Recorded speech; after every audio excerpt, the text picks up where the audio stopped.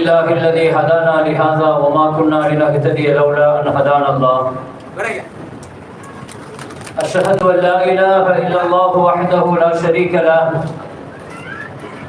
جل عن الشبيه والمثيل والكفو والنظير. وأشهد أن محمدا عبده ورسوله وصفيه وخليله وخيرته من خلقه وأمينه على وحيه. أرسله ربه رحمة للعالمين وحجة على العباد أجمعين. فهدى الله به من الضلالة وبصر به من الجهالة وكثر به بعد الغلة وأغنى به بعد العيلة. فصلوات الله عليه وسلامه وعلى آله الطيبين وأصحابه الغر الميامين. ما اتصلت عين بنظر ووعت أذن بخبر وسلم تسليما كثيرا. أما بعد، فقد قال الله تعالى في كلامه القديم والفرقان الحميد: أعوذ بالله من الشيطان الرجيم. بسم الله الرحمن الرحيم. وليس الذكر كالأنثى وإني سميتها مريم وإني أعيذها بك وذريتها من الشيطان الرجيم. فتقبلها ربها بقبول حسن. صدق الله مولانا العظيم. قال نبينا وحبيبنا وشفيعنا وقائدنا وأسوتنا محمد رسول الله صلى الله عليه وسلم: العلم نور. صدق نبينا صلى الله عليه وسلم. அளவற்ற அருளாளன், நிகரில்லா அன்புடையோன், எல்லாம் வல்ல அல்லாஹுவை போற்றி புகழ்ந்தவனாக, உயிருக்கு உயிரான உயிரிடும் மேலான கண்மணியான காத்தமுல் அம்பியா சய்யிதுல் அத்கியா தாஜுல் அவுலியா ஹபீபுனா ஷஃபீஉனா ரசூலுல்லாஹி ஸல்லல்லாஹு அலைஹி வஸல்லம் அவர்கள் மீதும், அவர்களின் பரிசுத்தமான தோழர்கள், குடும்பத்தார்கள், உம்மத்தார்கள், இங்கு சங்கமித்திருக்கிற நம் அனைவர்கள் மீதும் அல்லாஹுவின் அன்பும் அருளும் வந்து சேரட்டுமாக. கடலூர் மாவட்டம் கொள்ளுமேடு மதரசா அன்வாருல் ஹுதா தர்பியத்துன் நிஸ்வான் மதரசாவினுடைய 20ஆம் ஆண்டு பட்டமளிப்பு விழா இங்கே மிகச் சிறப்பாக கண்ணியத்திற்கும் மரியாதைக்கும் உரிய ஷேகுல் ஜாமியா ஹசரத் கிபிலா அவர்களுடைய தலைமையில மிகச் சிறப்பாக இங்கே நடைபெற்றுக் கொண்டிருக்கிறது. நிறைவாக கண்ணியத்திற்கும் மரியாதைக்கும் உரிய ஹசரத் கிபிலா அவர்களுடைய பொற்கரத்தினால் சனது வழங்கப்பட்டு சபை கண்ணியத்துடன் நிறைவு பெற இருக்கிறது. சிறப்பான இந்த நிகழ்வில் முன்னிலை வகித்திருக்கிற சங்கை மிக்க மஸ்ஜிதினுடைய நிர்வாக பெருமக்களே, மதரசாவினுடைய நிர்வாக பெருமக்களே, சுற்றுவட்டார மஸ்ஜிதுகளினுடைய பள்ளிவாசலினுடைய நிர்வாக பெருமக்களே, ஜமாத்தார்களே, பெருமக்களே, பெரியவர்களே, சமுதாயத்தினுடைய மூத்த முன்னோடிகளே, சிறப்பான இந்த நிகழ்ச்சியை நெறியாளுகை செய்து கொண்டிருக்கிற சங்கைக்கும் மரியாதைக்கும் உரிய ஜாமியா கொள்ளுமேடு மஸ்ஜிதினுடைய இமாம் கண்ணியத்திற்குரிய முகமது இஸ்மாயில் மன்பை ஹசரத் பிறந்தகை அவர்களே, சிறப்பான இந்த நிகழ்வில் எனக்கு முன்னால் ஆழமான அழுத்தமான கருத்துக்களை வழங்கி அமர்ந்திருக்கிற கண்ணியத்திற்கும் மரியாதைக்கும் உரிய ஃபைசுர் ரஹ்மான் மன்பை ஹசரத் பிறந்தகை அவர்களே, ஜாமியாவினுடைய பேராசிரியர், கடலூர் மாவட்ட ஜமாத்துல் உலமாவினுடைய தலைவரும் கண்ணியத்திற்குரிய ஹசரத் பிறந்தகை அலி ஹசரத் அவர்களே, சங்கைக்கும் மரியாதைக்கும் உரிய ஆளும் பெருமக்களே, வருகை தந்திருக்கிற ஜமாத்தார்களே, இவ்வாண்டு பட்டம் பெற இருக்கிற மாணவிகளே, மதரசாவில் ஓதிக்கொண்டிருக்கிற மாணவிகளே, அவர்களுடைய பெற்றோர்களே, சமுதாயத்தின் பெரியவர்களே, வருகை தந்திருக்கிற தாய்மார்களே, சகோதரிகளே, இந்த சப்தம் செவியேற்கப்படுகிற இடங்களில் எல்லாம் அல்லாஹ் ஹிதாயத்தை அல்லாஹ் காரணமாகி தருவானாக. ஆரம்பமாக உங்கள் அனைவர்களுக்கும் என் சலாமை முன் வைத்து துவங்குகிறேன். அஸ்ஸலாமு அலைக்கும் வரஹ்மத்துல்லாஹி வபரகாத்துஹு. அல்ஹம்துலில்லாஹ், இங்கே 20ஆம் ஆண்டு பட்டமளிப்பு விழா மிக சிறப்பாக சீராக நடைபெற்றுக் கொண்டிருக்கிறது. உண்மையில் எனக்கு முன்னால் பேசிய அலி ஹசரத் அவர்கள்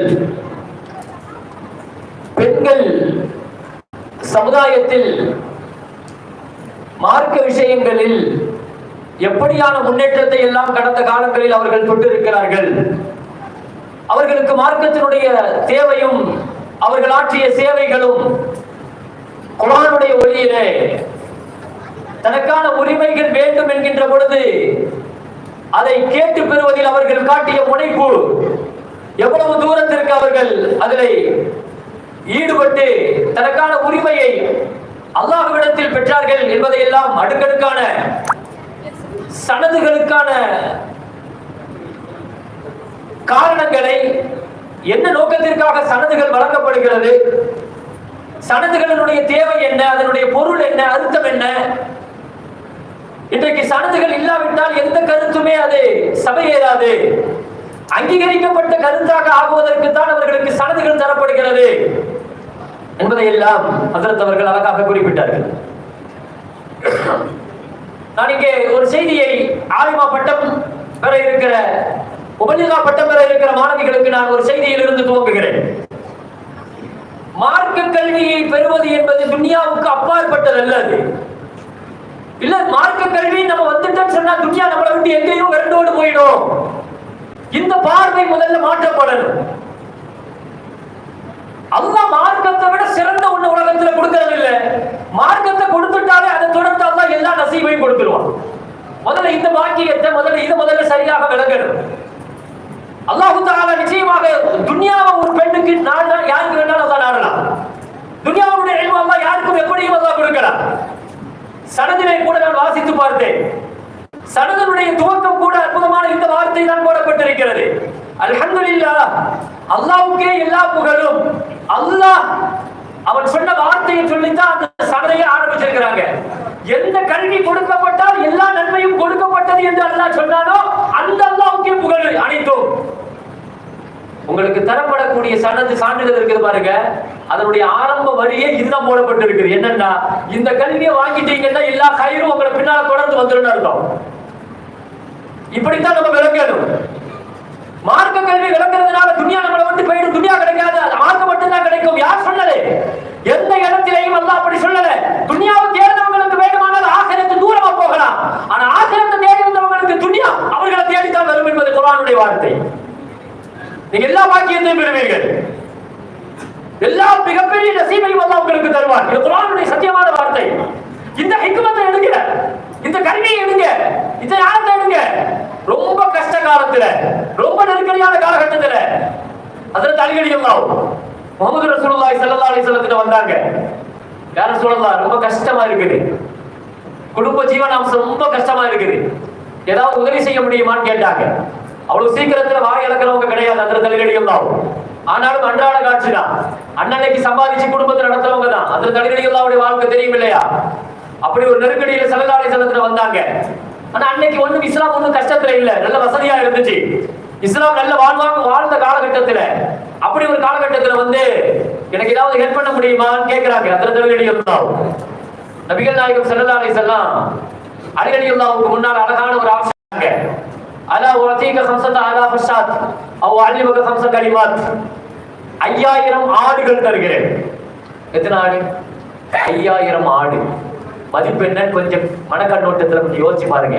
ஒரு ஆட்டினுடைய மதிப்பெண்ணா, 5000 ஆடுகளுடைய மதிப்பெண்ணா?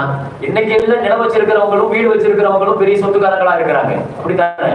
ஆனா அன்றைக்கெல்லாம் பெரிய சொத்துக்காரங்க யாருன்னு சொன்னா ஆட்டு மந்தை வச்சிருக்கிறவங்க, ஒட்டக மந்தைகள் வச்சிருக்கிறவங்க. மந்தைகள் தான் இன்னைக்கு பெரிய சொத்து. அதுதான் பெரிய பரக்கத்தும் கூட. ஆடு இருக்குதே, அது பரக்கத்துக்கான நேரடியான அடையாளம் பரக்கத். அதில் அடிக்கடிகளாவட்ட வந்து கேட்பாங்களாம், எனக்கு ரொம்ப சந்தேகம் என்னன்னா, உலகத்துல ஆடும் குட்டி போடுது, நாயும் குட்டி போடுது. ஆடு போடுது, ஆடு ஒரு பிரசவம், நாய் இருக்கிற 8 குட்டி 10 குட்டி கூட ஒரே பிரசவம் போடும். ஆனால் உலகத்துல நடைமுறையில பார்த்தா நாயை விட ஆடுகள் தான் அதிகமா இருக்குது. நாயினுடைய சந்ததிகள் அந்த அளவுக்கு உலகத்துல அதிகமா இல்லையே ஆட்டோடு கம்பேர் பண்ணும்போது அப்படின்னு அதில் தலைகளில் அவட்ட கேட்டாங்க. அதில் தலைகளில் அழகான ஒரு பதில் சொன்னாங்க, நாயிட்ட பறக்கத்து கிடையாது, ஆடிட்ட பறக்கத்து இருக்குது. ஏன் தெரியுமா? ஆட்டுல பறக்கத்து எப்படி கிடைக்குது தெரியுமா? நாயிட்ட ஒரு குணம் இருக்குது, ராத்திரி பூரா தூங்காது. அது முந்தைய ராத்திரி பூரா தூங்காம கடைசி இரவுல இருந்து அது தூங்க ஆரம்பிக்கும். பகல் நேரத்துல தூங்கிட்டு கிடக்கும். ஆட்டுல ஒரு குணம் இருக்குன்னா இரவுல முந்திர நேரத்துல தூங்கிடும். அது இரவனுடைய பிற்பகுதியில முழிச்சிடும். அதுல தலைகடிகளா சொன்னாங்க.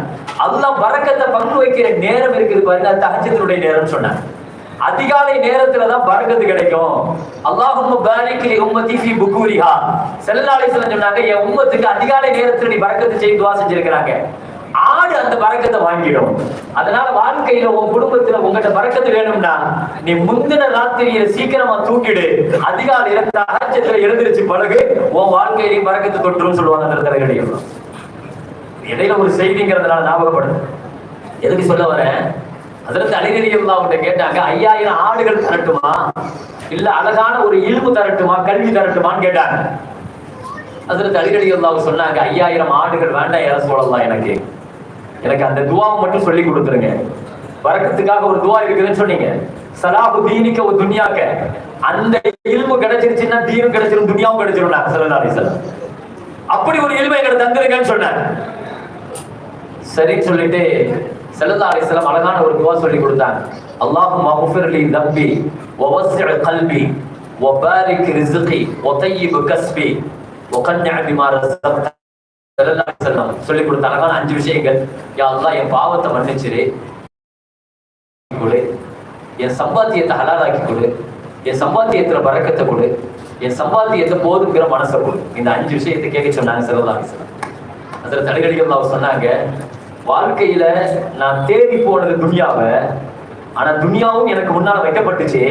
ஆனா எனக்கு தீன் போதும் இல்மு போதும் சொல்லிட்டு ரசூலுல்லாஹ்ட்ட இருந்து நான் அந்த இல்மை எடுத்துட்டு வந்துட்டேன், அந்த துஆவை எடுத்துட்டு வந்துட்டேன்.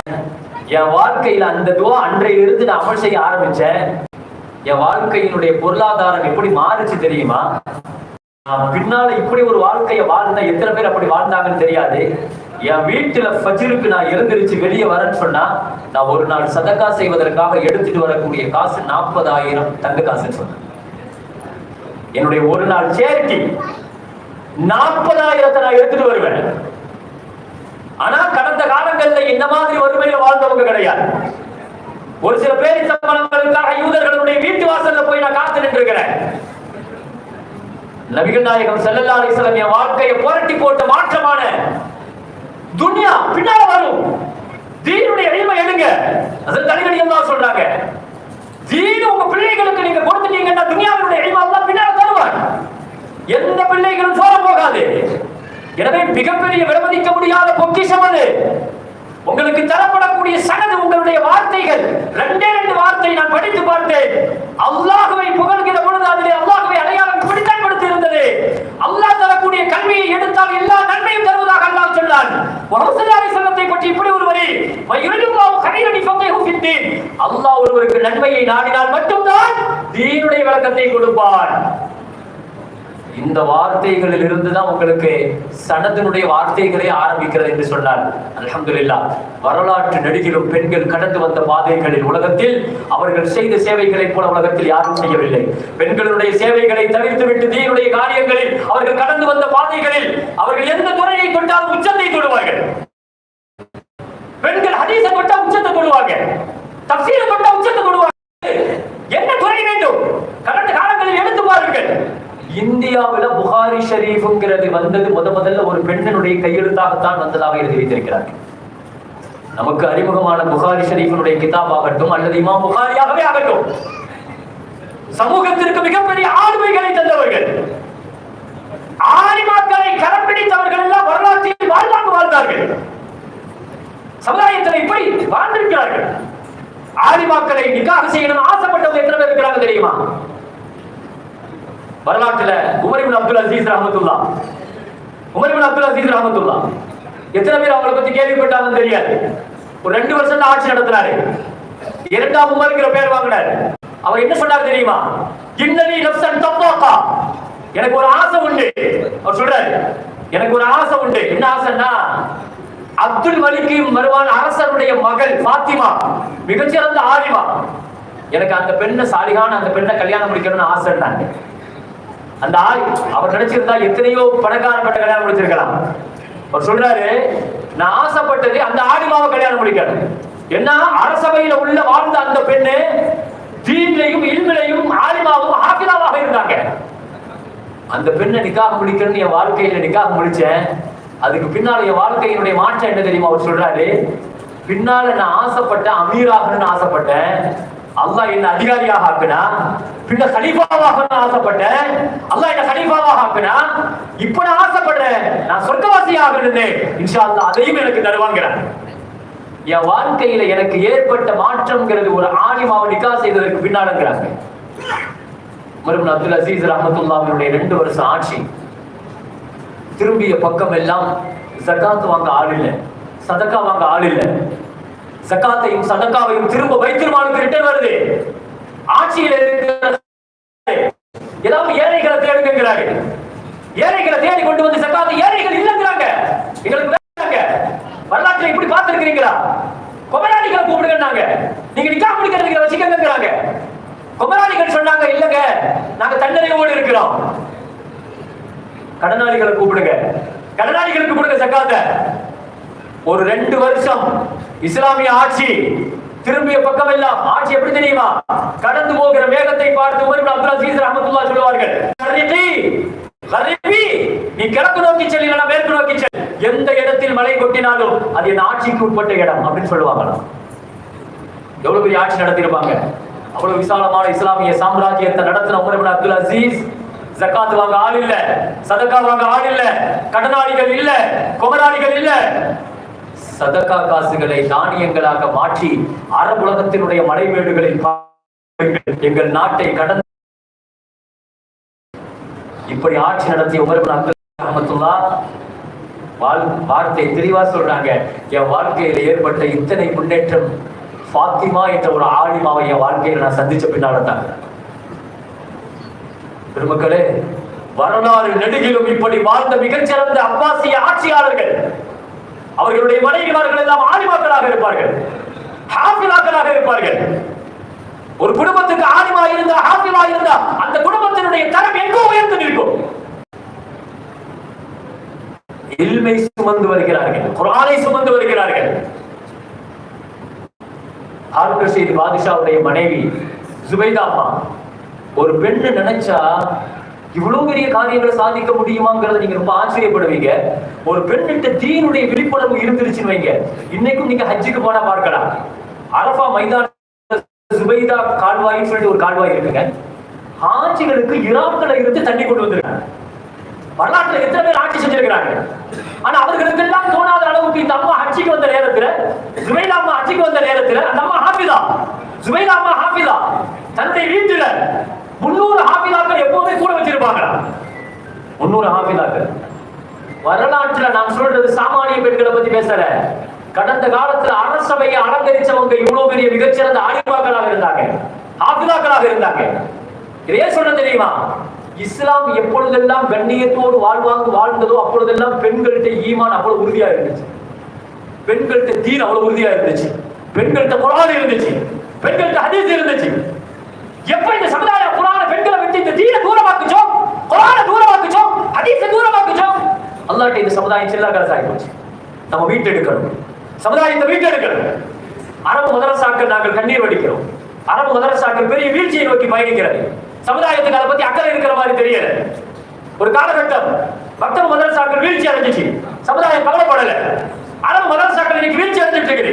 பாரம்பரியமா வாழ்ந்து கொண்டிருந்த மதரசாக்கள் 500 பேர் 1000 பேர் பட்டமாக்கிய மதரசாக்கள்ல இன்னைக்கு 50 பேர் 60 பேர் ஒரு மரண போராட்டத்தை நடத்தி கொண்டிருக்கிறது.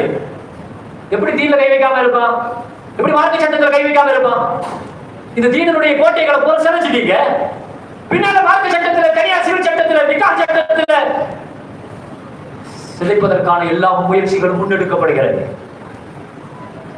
மதரசாக்களுடைய ரோஷத்தை இந்த சமுதாயம் இழக்க தயாராகுமானால் இந்த சமுதாயம் அல்லாஹ்விடத்தில் எந்த கவன ஈர்ப்பையும் பெறாது. தெளிவா இதை தெரிஞ்சுக்கணும். ஹாரூன் ரஷீத் பாதுஷா மதீனாவினுடைய மதரசா உஸ்தாத் மாலிக் ரஹ்மத்துல்லாஹி கடிதம் எழுதினார். உங்க மதரசாவை எங்க ஊருக்கு கொண்டு வாங்கன்னு சொன்னார். மதீனாவில் எங்க பிள்ளைகள் எல்லாம், எங்க குடும்ப பிள்ளைகள் எல்லாம் ஓதணும், மாமூனு அமீன் எல்லாம் ஓதணும், நீங்க அதை ஈராக்குக்கு மாத்துங்க, பகதாதுக்கு சொன்னாங்க. அரசருக்கு என்ன பதில் எழுதுனாங்க தெரியுமா? அல் இல்மு யுக்தா லா யதி, கல்வியை தேடி நீயும் உன் மக்களும் வரணும், தவிர உன்னை தேடி கல்வி ஸ்தாபனம் வராதுன்னு சொல்லி எழுதினாங்க. ஒரு கலீஃபாவை எதிர்த்து இப்படி எழுத முடியுமா? கலீஃபாவை எதிர்த்து இப்படி எழுதுறதெல்லாம் சாதாரண விஷயம் இல்லைங்க. அப்படி தைரியமா மாலிக் ரஹ்மத்துல்லாஹ் எழுதுனாங்க. மாலிக் ரஹ்மத்துல்லாஹ் எப்பவுமே கல்வியினுடைய ரோஷத்தை விட்டு கொடுக்கவே மாட்டாங்க. கல்வியினுடைய கண்ணியத்தை எந்த இடத்துல விட்டுக்க மாட்டாங்க. உடனே பார்த்துட்டு அவரு கோபம் பதில் கடிதம் எழுதினாரு. நான் என்ன எழுதுறேன், நீங்க என்ன எழுதிருக்கிறீங்க? அரசருக்கு பதில் எழுதிருக்கிறீங்களா? நீங்க கலீஃபாவை எழுதுவீங்களா அப்படின்னு சொன்னப்ப பதில் என்ன எழுதுனாங்க தெரியுமா? இந்த கல்வியினுடைய மதிப்பு தெரியுமா உங்களுக்கு? குர்ஆன்ல அல்லாஹ் ஒரு ஆயத்தை இறக்கினான். லா யஸ்தவில் காயிதூன மினல் முஃமினீன். போர் செய்கிற போராளிகளும் போர் செய்ய முடியாமல் வீட்டில் இருக்கிற நோயாளிகளும் நன்மை இருக்க முடியாதுன்னு ஒரு ஆயத்தை அல்லாஹ் இறக்கினான். உடனே அப்துல்லாஹ் இப்னு மக்தூம் ரலியல்லாஹு அன்ஹு ஒரு பார்வை தெரியாத சஹாபி ரசூலுல்லாஹ்ட்ட வந்துட்டார். யா ரசூலுல்லாஹ், எங்களுக்கும் பார்வை தெரிஞ்சா நாங்களும் போருக்கு போக மாட்டோமா? எங்களுக்கும் அந்த நன்மை கிடைக்காதா அப்படின்னு வந்து முறையிட்டாங்க. ஸல்லல்லாஹு அலைஹி வஸல்லம் சொன்னாங்க, ஆயத்து இப்படிதான் இருக்குது அப்படின்னு சொல்லிட்டாங்க. உடனே ஜிப்ரீல் அலைஹிஸ்ஸலாம் ஒரே ஒரு எழுத்தை மட்டும் கொண்டு வந்தார். ஒரு எழுத்து, ஒரு ஆயத்தெல்லாம் கிடையாது. கைரு உளில் லரர். இதுல யார் நோய்களாக இருக்கிறார்களோ அவர்கள் இதிலிருந்து விதிவிலக்காக்கப்படுவார்கள். இந்த ஆயத்தை எழுதிட்டு, இந்த கல்வி எப்படிப்பட்ட கல்வி தெரியுமா? ஒரு எழுத்துக்காக அரிசிக்கு பக்கத்துல நிக்கிற ஜிப்ரீல் பூமி வரைக்கும் வந்துட்டு போனாரு. உன் பிள்ளையும் உன் குடும்பமும் கல்விக்கு இங்க வராதான்னு கேட்டாங்க மாலிகம். ஜிப்ரீல் வராரு. எவ்வளவு பெரிய ஒரு கண்ணியமான வார்த்தை அது. சமுதாயம் மக்கள் மதரசாக்களை மீட்டெடுக்க வேண்டும். அரபு மதரசாக்களை மீட்டெடுக்க வேண்டும். அல்லாஹ்வுடைய பெரிய கிருபையினால ஒரு புறத்தில் அரபு மதரசாக்களுடைய வீழ்ச்சி கவலையையும் பயத்தையும் தந்தாலும், மறுபுறத்தில் நிஸ்வான் மதரசாக்களுடைய பிரம்மாண்டமான எழுச்சி சந்தோஷத்தை தருகிறது. நிறைய இடங்கள்ல நிஸ்வான் மதரசாக்கள் பெரிய எழுச்சியுடன் நடைபெறுகிறது. ஆனால் இது மீண்டும் மறுசுழற்சியுடன் மதரசாவை நோக்கி பிள்ளைகளை அனுப்புவதற்கான வழிகளை கலந்து கொடுக்கும் என்று நாங்கள் நம்புகிறோம். இன்ஷா அல்லாஹ். எனவே அப்படிப்பட்ட ஆலிமாக்களை ஆஃபிலாக்களை ஒவ்வொரு வீடுகளிலேயும் பிள்ளைகளை உருவாக்குவதற்கான மதரசாக்களை, வீடுகளில் மதரசாக்களை உருவாக்குவதற்கான மகத்தான அளவிற்கு எனவே பெண்களை ஆலிமாக்களாக சுபைதா அம்மா 300 ஆஃபிலாக்களை வைத்துக் கொண்டு வீடு முழுக்க குர்ஆன். அந்த அம்மா என்ன சொல்லுச்சு தெரியுமா? அதே காலகட்டத்தில் வாழ்ந்த உம்மு அப்துல்லா ஒரு பெண்மணி. உம்மு அப்துல்லா சக்கராத்துல மரண நேரத்தில் பிள்ளைகளை கூப்பிட்டு சொன்னாங்க, என்னை தூக்கி கொண்டு வந்து வீட்டுல ஒரு இடத்தை காமிச்சாங்க. இந்த இடத்துல படுக்க வைக்கன்னு சொன்னாங்க. பிள்ளைகள் எல்லாம் அம்மாவை கொண்டு வந்து அந்த இடத்துல படுக்க வச்சாங்க. ஏம்மா சக்கராத்துல இவ்வளவு கஷ்டத்துல எந்த இடத்துல படுக்க சொல்றீங்க, படுக்க வைக்க சொல்றீங்க? அந்த அம்மா சொன்னாங்களாம், வாழ்நாள்ல இப்படி ஒரு நாளை நான் சந்திப்பேன் என்பதற்காக இந்த இடத்தில் ஹதம்துல் குர்ஆன் 4000 குர்ஆனை நான் இந்த இடத்துல ஹதம் பண்ணி வச்சிருக்கேன்னு சொல்லுச்சு. என் வீட்டுல இந்த இடத்துல நான் 4000 குர்ஆன் முடிச்சு வச்சிருக்கிறேன். எதுக்காக? என் வாழ்நாள்ல ஒரு நாள் நான் மரணிக்கிற பொழுது நான் இந்த இடத்துல மரணிக்கணும். எத்தனை குர்ஆன் நம்மள்ட்ட ஓதி வச்சிருக்கிறோம்? எத்தனை திக்ர் ஓதி வச்சிருக்கிறோம்? நம்ம வீட்டில் அப்படி இருக்கிற இடங்களை சொல்லுங்க. கடந்த காலங்களில் நம்முடைய பெண் மக்களுடைய வரலாறு இது, நம்முடைய தாய்மார்களுடைய வரலாறு இது. அப்படி வந்த பாரம்பரியத்தினால இந்த சமுதாயம் வந்துச்சு. ஏன் குர்ஆனை விட்டு இவ்வளவு விலகி நிற்கிறது? கடந்த காலங்களில் குர்ஆனின் மீதான ஈர்ப்பு, குர்ஆனின் மீதான பிடிப்பு, மார்க்கத்தின் மீதான பிடிப்பு. நபிகள் நாயகம் ஸல்லல்லாஹு அலைஹி வஸல்லம் ஹஜ்ஜத்துல் வதால இருக்கிறாங்க. அரஃபாவுடைய நாள். சஹாபிகளுக்கு மத்தியில் டிஸ்கஸ் வந்துச்சு. ஸல்லல்லாஹு அன்னைக்கு நோன்பு வச்சிருக்காங்களா இல்லையா? சில பேர் நோன்பு வச்சிருக்காங்கன்னாங்க, சில பேர் நோன்பு வைக்கலன்னு சொன்னாங்க. இப்படியே பேச்சுவார்த்தை நடந்துட்டு இருக்கும்போது அதை தும்முல் ஃபுல் ரலியல்லாஹு வந்தாங்க. ஒரு பால் சம்பு எடுத்தாங்க. ஸல்லல்லாஹு அலைஹி வஸல்லம் கொண்டு போய் கொடுத்து, யார சொல்லலாம் குடிங்கன்னாங்க. ஸல்லல்லாஹு அலைஹி வஸல்லம் குடிச்சாங்க. அந்த அம்மா வந்து சொல்லுச்சு, ஸல்லல்லாஹு அலைஹி வஸல்லம் நோன்பு வைக்கல. சட்டத்துக்கு முடிவு கொண்டு வந்துட்டாங்க. மார்க்க சட்டங்களை அதை எடுத்து நடக்கிறதுல, அதை சமுதாயத்துக்கு முன்னால கொண்டு வந்து நிறுத்தல கண்ணியமிக்க மேலான பெருமக்களே. எனவே சமூகம் கடந்து வந்த பாதைகளில் பெண்கள் குர்ஆன் மீதான மிகச்சிறந்த ஹாஃபிலாக்களாக இருந்திருக்கிறாங்க. ஹதீஸ் துறையில பெரிய அளவுல இடத்தை பிடித்திருக்கிறார்கள். ஃபிக்ஹ்ல மிகச்சிறந்த திறமையாளர்களாக இருந்திருக்கிறாங்க. சஹாபி பெண்மணிகளில் இருந்து நபிகள் நாயகம் ஸல்லல்லாஹு அலைஹி வஸல்லம் ஹஜ்ரத் ஆயிஷா ரலியல்லாஹு அன்ஹா இந்த உம்மத்திற்கான தீனில் பாதியை நீங்கள் அவர்களிடத்தில் எடுத்துக்கொள்ளுங்கள் என்று சொன்னார்கள். ஆயிஷா ரலியல்லாஹு இல்மு, அவங்க ஹதீஸ் துறையில அவங்க கோலாட்சிய விதம் 2210 ஹதீஸ்களை இந்த உம்மத்திற்கு தந்த ஹஜ்ரத் ஆயிஷா ரலியல்லாஹு அன்ஹாவினுடைய மிகச்சிறந்த ஆளுமை, அந்த இடத்தை யார் போட முடியும்?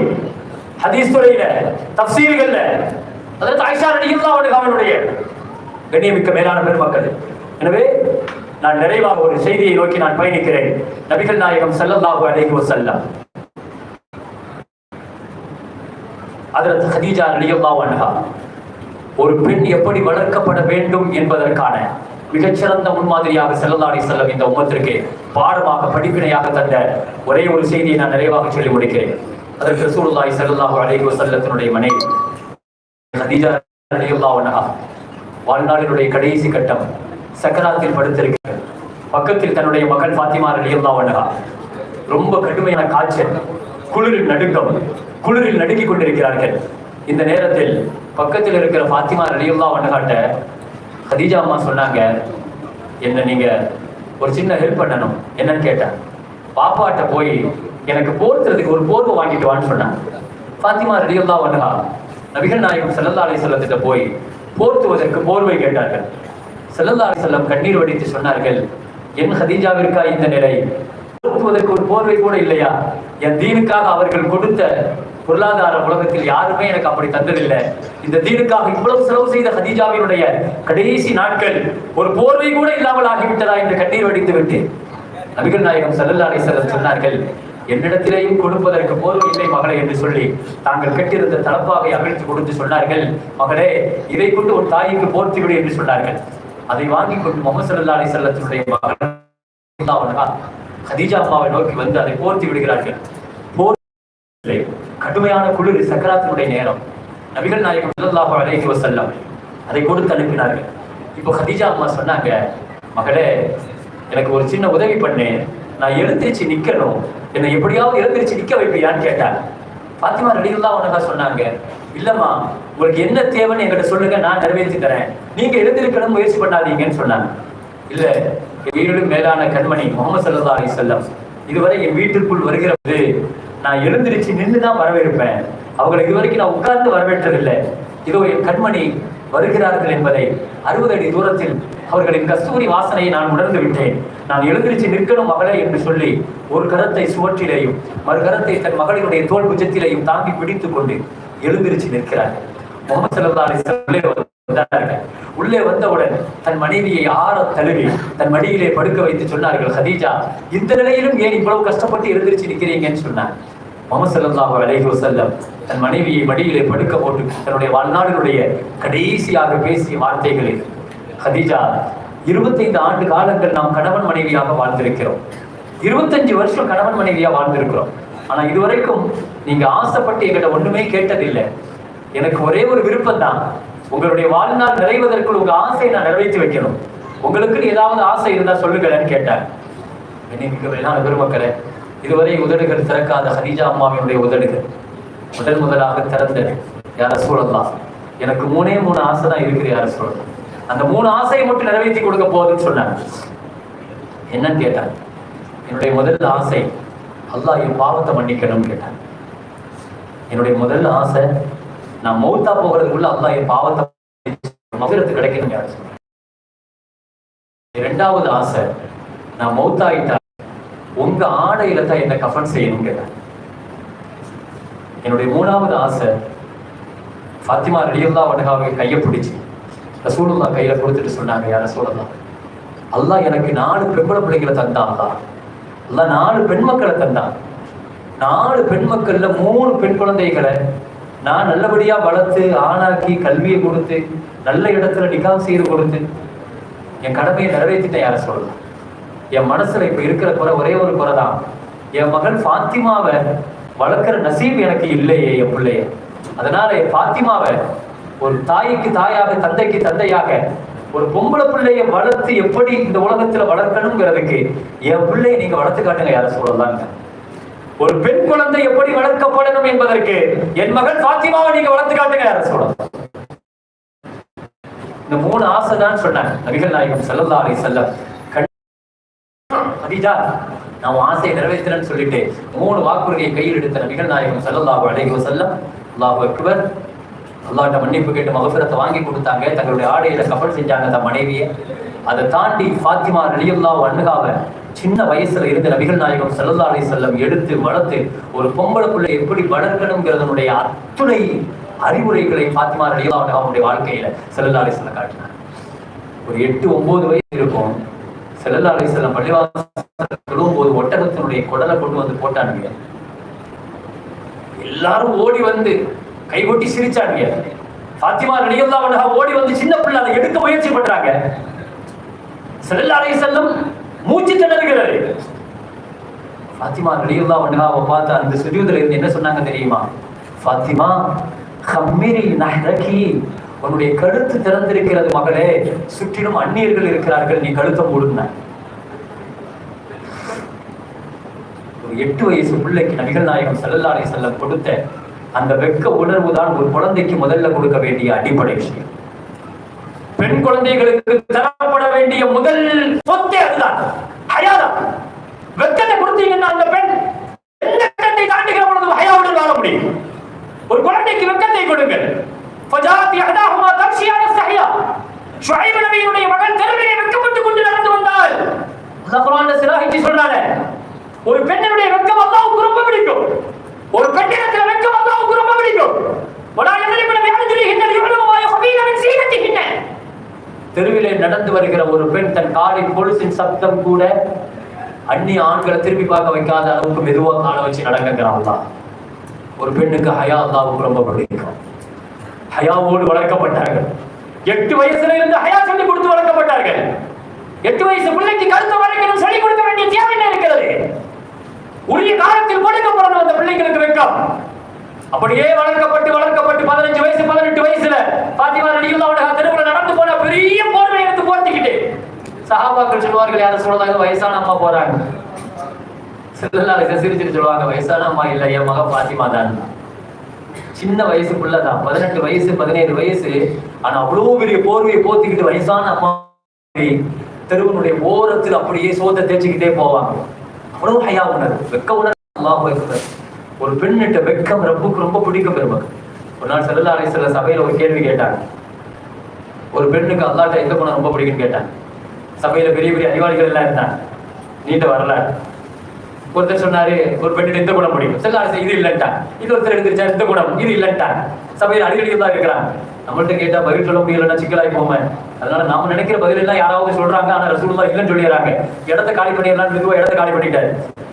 வீட்டுக்கு போன உடனே ஃபாத்திமா கேட்டாங்க, என்ன சீக்கிரம் வந்துட்டீங்க? இல்ல பள்ளிவாசல்ல பாப்பா கேள்வி கேட்டாரு, யாராலையும் பதில் சொல்ல முடியல. உங்களாலே சொல்ல முடியலையா? அவன் என்னாலையும் சொல்ல முடியல. அப்படி என்ன கஷ்டமான கேள்வி? ஒரு பெண்ணிட்ட அல்லாஹ்வுக்கு எந்த குணம் ரொம்ப பிடிக்கும்னு கேட்கிறாங்க. ஃபாத்திமா ரலியல்லாஹு அன்ஹா சொன்னாங்க, இது சாதாரண பதில் தாங்க, இது தெரியல உங்களுக்கு. உங்களுக்கு தெரியுமா? ஆமா. எந்த பெண்ணிட்ட வெட்க குணம் அதிகமா இருக்குதோ அந்த பெண் அல்லாஹ்வுக்கு ரொம்ப பிடிக்கும். என்ன நீ சாதாரணமா சொல்றாங்க? நிறைய பேர்த்த கேட்டாங்க, யாராலையும் பதில் சொல்ல முடியல. இந்த பதில் சரியா இருக்கும்ல, தைரியமா சொல்லலாமான்னு கேட்டாங்க. எங்க வேணாலும் போய் தைரியமா சொல்லுங்க. அது தலைகடி அப்படி பள்ளிவாசல் பக்கமா வந்தாங்க. கேள்வி நேரம் முடிஞ்சுட்டா இல்லையா மெதுவா பார்த்தா கேள்வி நடந்துட்டா இருந்துச்சு. மெதுவா போய் அப்படி உட்கார்ந்துட்டாங்க. ஸல்லல்லாஹு அலைஹி வஸல்லம் அப்படியே கேட்டுக்கிட்டே வந்தவங்க, என்ன அது தனி உங்களுக்கு தெரியுமா? ஒரு பெண்ணிட்ட அல்லாஹ்வுக்கு எந்த குணம் ரொம்ப பிடிக்கும் தெரியும், யாரும் சொல்லலாம், சொல்லுங்க பார்க்கும். எந்த பெண்ணிட்ட வெட்க குணம் அதிகமா இருக்குதோ அந்த சபா சரியா சொல்லிட்டீங்களா? அல்லாஹ்வுக்கு சந்தோஷம் தாங்க முடியல. பதிலெல்லாம் சரிதான், உங்க பதில் ஜவாபு பிலாத் மின்னி, என் ஈரக்கொலை துண்டு ஃபாத்திமாவுடைய பதில் வாட அடிக்கிறேன் சொல்லலாம். சத்தியமாக எனக்கு தெரியும், இந்த கேள்விக்கு பதில் என் ஃபாத்திமாவால் மட்டும் தான் சொல்ல முடியும். என் பிள்ளை அப்படி வளர்த்திருக்கேன் நான் சொல்லலாம். என் பிள்ளை அப்படி வெட்க உணர்வோடு வளர்த்திருக்கிறேன். ஹிஜாபினுடைய சட்டம் வந்த நாளிலிருந்து அந்நிய ஆண்களை பார்த்ததும் இல்லை, அந்நிய ஆண்களை ஃபாத்திமாவை பார்த்ததும். தன் தோழி அஸ்மாட்ட பேசுறாங்களா, அஸ்மா எனக்கு ஒரே ஒரு கவலையா இருக்குது. என்ன கவலை? நான் அந்நிய ஆண்கள்ட்ட இருந்து மறைஞ்சு வாழ்ந்துட்டேன். ஆனா மௌத்தா போயிட்டா என்ன கஃன் செஞ்சு என் கஃனோடு பாப்பாங்கல, என்ன கஃனோடு பாப்பாங்கல, என் கஃன் கூட அவளுக்காகணும், என் கஃன் கூட அந்நியர்களோட பார்வையில இருந்து மறையணும், என் கஃனை கூட பார்க்க கூடாது. அஸ்மா சொன்னாங்க. அப்படின்னா ஒரே ஒரு வழி இருக்குது ஃபாத்திமா, அரபு நாட்டுல அந்த பழக்கம் இல்லை, நீ அந்த பழக்கத்தை மாற்றணும். என்ன? அபிசீனியால ஒரு பழக்கம் இருக்குது. என்னன்னா, பெண்களை கஃன் செஞ்சுட்டா ஒரு சுந்தூக்கு பெட்டிக்குள்ள வச்சு துணி போட்டு மூடி கொண்டு வருவாங்க. இந்த பழக்கம் அரபு நாட்டுல கிடையாது. வேணா நீ வேணா அந்த முயற்சி பண்ணுன்னு சொன்னாங்க. என் ஜனாசா அப்படித்தான் வரணும் கேட்டார். அஸ்மா தான் என்ன குளிப்பாட்டுன்னு வசீத் பண்ணாங்க. கடைசியில் அப்படி குளிப்பாட்டி உள்ள வச்சு துணியை போட்டு மூடி. இன்னைக்கு நம்ம பாக்குறவ இந்த சுந்தூப்பு பெட்டியினுடைய இந்த சுண்ணத்தை, அது சுண்ணத்து ஃபாத்திமா ரலியல்லாஹு அன்ஹா. இந்த உம்மத்துக்கு ஃபாத்திமா நாயினுடைய வெட்க உணர்வு தான் ஜனாசா கட்டில்களாக போகுது. ஒரு பெண்ணினுடைய வெட்க உணர்வு அது ஜனாசா பெட்டியாக மாறுச்சு. அல்லாஹ் ஒரு அமலை கபூல் செஞ்சுட்டா இந்த உம்மத்துக்கு அல்லாஹ் சொந்தமாக்குவான். அல்லாஹ் ஒரு அமல் பிடிச்சிட்டுன்னு வைங்க, அந்த அமல் இந்த உம்மத்துக்கு போற சொந்தமா ஒத்தரக்கனா அலைஹி ஃபில் ஆகிரீன்கிறான் அல்லாஹ் குர்ஆன். அப்படி சுன்னத்தாக்குனான். கடைசிய ஃபாத்திமா இறந்ததை கூட குடும்பத்துக்கானங்களை தவிர மற்றவங்களுக்கு சொல்லல. ஜனாசால கலந்துகிட்டவங்க வெறும் 18 பேர் மட்டும்தான். ஃபாத்திமா ரலியல்லாஹு அன்ஹா ஜனாசால கலந்துகிட்டது வெறும் 18. ஸல்லல்லாஹு அலைஹி வஸல்லம் சொன்னார்கள், என் மகள் வெட்கத்துடன் வளர்ந்து வளர்ந்து வளர்ந்து வளர்த்து ஆளாக்கி நாளை கியாமத்தில் என் மகள் விசாரணைக்காக வருகிற பொழுது அல்லாஹ் இப்படி அறிவிப்பு பண்ணுவான், முஹம்மது ஸல்லல்லாஹு அலைஹி வஸல்லமுடைய மகள் ஃபாத்திமா வருகிறார்கள், அவர்கள் வெட்க சுபாவம் உள்ளவர்கள், நீங்க தலையை கீழே குனிங்கன்னு அல்லாஹ் சொல்லுவான் மலக்குமார்களை வச்சு. என் மக்களின் வெட்க உணர்வு இந்த உம்மத்திற்கு பாடம் என்று சொன்னார்கள். எனவே கண்ணியமிக்க மேலான பெருமக்களே, இந்த உலகத்தில் பெண் குழந்தைகள் எப்படி வளர்க்கப்பட வேண்டும் என்பதை மிகச்சிறந்த முன்மாதிரியாக ஹஜ்ரத் ஃபாத்திமா ரலியல்லாஹு அன்ஹா அவர்களை மிகச்சிறந்த ஆலிமாவாக தெரியும், ஒரு மிகச்சிறந்த ஒழுக்க சீலராக தெரியும், வெட்க உணர்வுள்ள பெண்ணாக தெரியும். ஆனால் ஃபாத்திமா ரலியல்லாஹு அன்ஹா ஒரு டாக்டர்னு எத்தனை பேருக்கு தெரியும்? ஸல்லல்லாஹு அலைஹி வஸல்லம் தாங்கள் வளர்த்த மகள் ஃபாத்திமா ரலியல்லாஹு அன்ஹாவை டாக்டராக மருத்துவம் படித்து வளர்த்தார்கள். உஹது போர்க்களத்தில் ரசூலுல்லாஹ்வுக்கு மருத்துவம் பார்த்த ஃபாத்திமா ரலியல்லாஹு அன்ஹா ஒரு மிகச்சிறந்த தபீபாவாக சமுதாயத்தில் மிகச்சிறந்த முன்மாதிரியாக வந்த, அப்படிப்பட்ட பாரம்பரியத்தில் வந்த இந்த ஆலிமாக்கள் உங்களுக்கான முன்மாதிரிகள் அவர்கள் தான். எனவே அல்லாஹ் குர்ஆனில் சொல்வது போல நபியுடைய மனைவிமார்களை பார்த்து சொன்னா, யா நிசா அன்-நபி லஸ்துன்ன கஅஹதின் மினன் நிசா, நபி மனைவிமார்களே நீங்க மற்ற பெண்களை போலல்ல. எனவே இங்கே பட்டம் வாங்குகிற இந்த முபல்லிகாக்களுக்கு நான் சொல்கிறேன், நீங்கள் மற்ற பெண்களை போலல்ல. உங்களிடத்தில் சில குணங்கள் மிகைத்து நிற்க வேண்டும். இனித்த கைத்துள்ள நீங்கள் இறையச்சமுள்ளவர்களாக இருக்க வேண்டும். ஃபலா தഖதஅன பில் கவுல், தேவையில்லாமல் அந்நியர்களுடன் பேசுவதை குறைவதை தவிர்க்க வேண்டும். வகுல்ன கௌலன் மஅரூஃபா, கண்ணியமான வார்த்தை பேச வேண்டும். அதுக்குன்ன மாயுத்ரா ஃபீ புயூத்திகுன்ன, உங்கள் வீடுகளில் குர்ஆன் ஓதப்படணும், ஹதீஸ் ஓதப்படணும், தொழுகை, ஜகாத், அல்லாஹ் ரசூலுக்கு கட்டுப்படுதல், இதெல்லாம் நீங்கள் பின்பற்றி நடக்க வேண்டும் என்று குர்ஆன் சொல்லுகிற இந்த அறிவுரைகளை உங்களுக்கான அறிவுரைகளாக சொல்லி வாய்ப்புக்கு நன்றி கூறி நிறைவுபடுத்துகிறேன். வாஹிரு தஅவானா அல்ஹம்துலில்லாஹி ரப்பில் ஆலமீன். அஸ்ஸலாமு அலைக்கும் வரஹ்மத்துல்லாஹி வபரகாத்துஹு. அல்ஹம்துலில்லாஹி ரப்பில் ஆலமீன். எல்லா புகழும் அல்லாஹ்வுக்கே. ஹஜ்ரத் பெருந்தைகளுடைய நாவாற்றலின் சிந்தனையை அல்லாஹ் தஆலா மேலும் அதிகப்படுத்துவானாக. சிறப்பான கருத்தையும் சிறப்பான செய்தியையும் தேவையான நல்ல ஒழுக்க செய்திகளையும் சொன்னதற்காக வேண்டியும் அல்லாஹ் தஆலா அவர்களுக்கு அவருடைய நாவாற்றல் மேலும் அதிகப்படுத்துவானாக. பட்டமளிப்பு விழாவின் கடைசி பகுதி விழா நிறைவு பகுதிக்கு வர இருக்கின்றது. எங்களுடைய ஷைகுல் ஜாமியா அவருடைய சனது வழங்கும் நிகழ்வை தொடர்ந்து நன்றியுரை மௌலானா மௌலவியே முகமது உஸ்மான் மன்வை ஹஜ்ரத் அவர்கள் வழங்க இருக்கின்றார்கள்.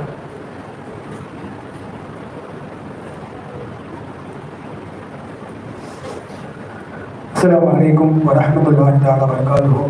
அல்ஹம்துலில்லாஹ், எல்லாம் வல்ல அல்லாஹ்வின் பெயரால் நிகழ்ச்சியின் நிறைவு பகுதியாக இப்பொழுது சனது வழங்கப்பட இருக்கிறது. சனதை பெறக்கூடியவர்கள் கொஞ்சம் முன்வரிசையிலே வந்து அமர்வாறு கேட்டுக்கொள்கிறோம். 20ஆம் ஆண்டு பட்டமளிப்பு விழாவை முன்னிட்டு மதரசா ஆசிரியர்களுக்கும் மாணவிகளுக்கும் ஜாமியா மஸ்ஜிதின் சார்பாக ஒரு நினைவு பரிசு வழங்கப்பட இருக்கிறது. அந்த நினைவு பரிசை நமது ஜாமியா மஸ்ஜிதுடைய தலைவர் கண்ணியத்திற்குரிய எங்கே அமானுல்லா அவர்கள் வழங்குவார்கள் என்பதை தெரிவித்துக் கொள்கிறோம். அதே சமயம் இந்த ஆண்டு 20ஆம் ஆண்டு பட்டமளிப்பு விழா என்பது ஒரு மிகப்பெரிய வணக்கத்தை அல்லாஹ் வழங்கியிருக்கின்றான். சனதுகளும் மாணவிகளை பாராட்டி சுமார் 21 பரிசு பொருட்கள் இங்கே வந்திருக்கிறது. இன்ஷா அல்லாஹ் அது வழங்கப்படவும் இருக்கிறது. இந்த பரிசு பொருட்கள் வந்து சனது வாங்கிவிட்ட பிறகு பள்ளியின் இடது பக்கத்திலே இருக்கும், அங்கு சென்று வாங்கிக் கொள்ளுமாறு அன்போடு கேட்டுக்கொள்கிறோம். பரிசு பொருட்களை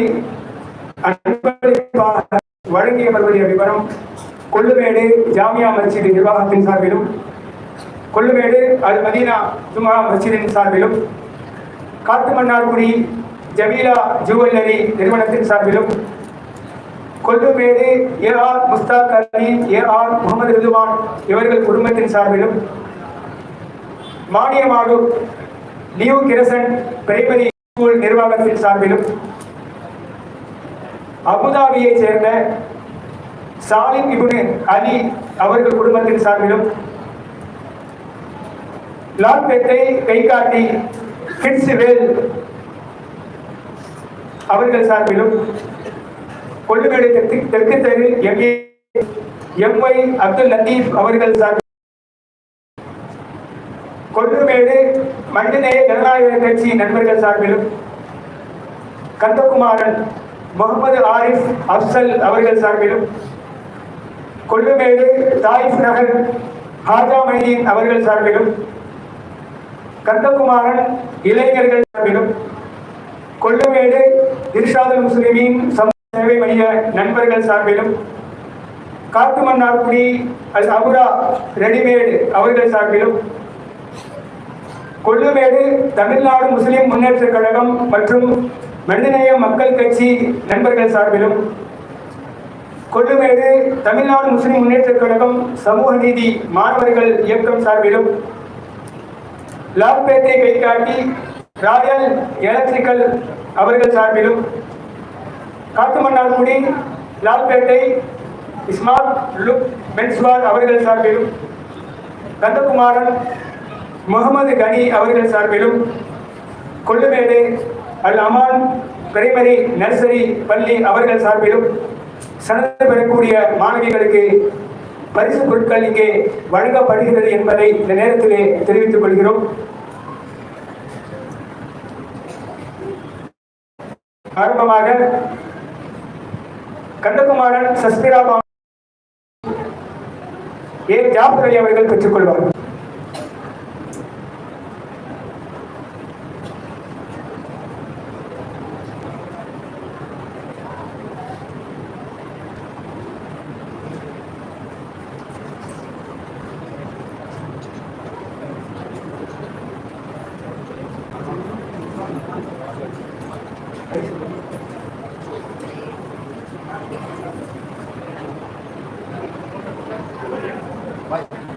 இரண்டு கந்தகுமாரன் கே. முபீனா பேகம் அவர்கள் தந்தை சிறிய தந்தை